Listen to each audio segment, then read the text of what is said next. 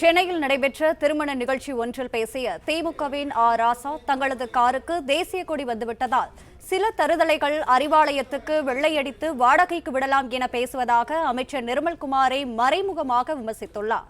கூடுதல் விவரங்களை எமது செய்தியாளர் மாணிக்கம் வழங்க கேட்கலாம். மாணிக்கம், வணக்கம்.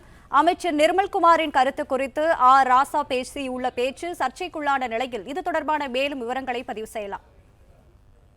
தாவேக ஆட்சி அமைந்ததுக்கு பிறகாக திமுக குறித்து தாவேகாவில் இருக்கக்கூடிய சட்டமன்ற உறுப்பினர்கள் அமைச்சர்கள் கொடுக்கக்கூடிய விமர்சனத்திற்கும் பதிலளிக்கும் விதமாக திமுகவில் பலர் எதிர்வினையாற்றக்கூடிய நிலையில திமுகவுடைய துணை பொதுச் செயலாளர் நாடாளுமன்ற உறுப்பினர் ராசா சில மேடைகளில் அதற்கு தனது கண்டனங்களை வன்மையாக பேசுவது மட்டுமில்லாமல் சில அமைச்சர்கள் ஒருமையில் பேசுவதும் தொடர்ந்து செய்து கொண்டிருக்கிறார். குறிப்பாக தற்பொழுது சென்னையில் நடைபெற்றிருக்கக்கூடிய ஒரு திருமண நிகழ்வில் பங்கேற்ற ராசா அவர்கள் இந்த திருமண மேடையில அறிவாலயத்திற்கு சிலர் வெள்ளை எடுத்து வாடகை விடலாம் என்று சொல்கிறார்கள், சிலருக்கு தங்களுடைய காருக்கு தேசிய கொடிகள் வந்துவிட்டதால் இது போன்று பேசுவதாக மிக ஆவேசமாக பேசிய ராசா மிக கடுமையான சொற்கள் மூலமாக பயன்படுத்தி அவரை உரிமையில் பேசினார். குறிப்பாக அண்மையில திமுக விமர்சிக்கும் விதமாக தமிழ்நாடு எரிசக்தித்துறை அமைச்சர் நிர்மல்குமார் பேசியதை சுட்டிக்காட்டும் விதமாக பேசிய அவர் சில தருதலைகள் காருக்கு தேசிய கொடி வந்துவிட்ட காரணத்தினால் அறிவாலயத்துக்கு வெள்ளையடித்து விடலாம் என்று பேசுவதாக குறிப்பிட்டு மிக ஒருமையில மிக மோசமான வார்த்தைகள் மூலமாக அவருடைய விமர்சனத்தை முன்வைத்திருந்தார்.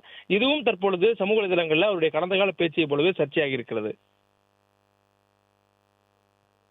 ஒரே ஒரு கருத்தை வந்திருக்கிற உங்கள் எல்லோருக்கும் சொல்லி விடைபெற கருதுகிறேன்.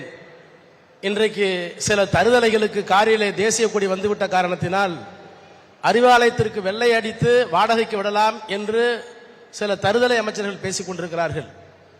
இந்த குடும்பத்திலே நடைபெறுகின்ற இந்த விழாவில் சொல்கிறோம், பெரியாரும் அண்ணாவும் கலைஞரும் அரசியலில் கிரக பிரவேசம் நடத்திய பிறகுதான் தமிழர்கள் தங்கள் வீட்டுக்கு வெள்ளை அடித்துக் கொண்டார்கள்.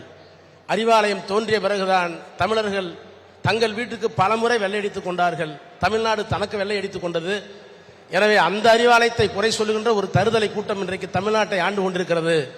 எனவே இந்த திருமண விழாவில் பெரியாரையும் அண்ணாவையும் கலைஞரையும் இருதயத்தை தாங்கியிருக்கின்ற கலைஞருடைய குடும்ப விழாவில் மணமக்கள் வாழ்க என்று வாழ்த்துகின்ற அதே நேரத்தில் தமிழ்நாட்டில் இருக்கின்ற இந்த தருதலை கூட்டத்தை ஓட்டுவதற்கு எல்லா முயற்சிகளும் எடுப்போம் என்று சொல்லி மணமக்கள் வாழ்க என்று சொல்லி விடைபெறுகிறேன். நன்றி, வணக்கம். பிளே ஸ்டோர் மற்றும் ஆப் ஸ்டோரில் இருந்து பாலிமர் செயலியை QR கோடு மூலம் பதிவிறக்கம் செய்யுங்கள். செய்திகளை உடனுக்குடன் பெறுங்கள்.